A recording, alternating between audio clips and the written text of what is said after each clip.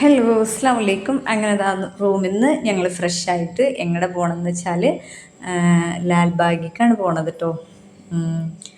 അങ്ങനെ റിനിമോളൊക്കെ അടിപൊളിയായിട്ട് ഡ്രസ്സൊക്കെ മാറ്റിയിട്ടുണ്ട്. എൻ്റെ ബുഷും വാശുമോനും ഒരുപോലെ വെള്ള ഷർട്ടൊക്കെ ഇട്ടിട്ടുണ്ട്.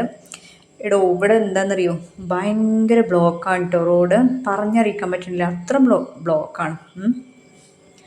അങ്ങനെ എന്താ പറയുക, അതിൻ്റെ ഇടയിലോ ചെറുതായിട്ട് ഇങ്ങനെ മഴ ചാറാൻ തുടങ്ങിട്ടോ.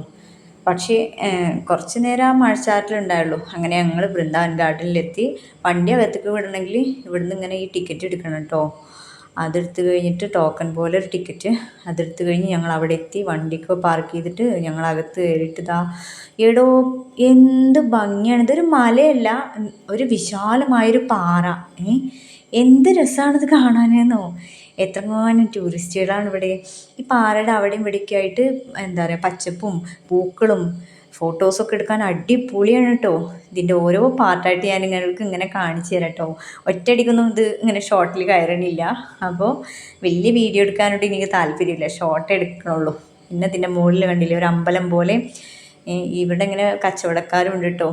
അപ്പോൾ ഇനി ഞാൻ ഓരോ ഭാഗങ്ങളായിട്ട് കാണിച്ചു തരാം. Tata, bye bye, see U.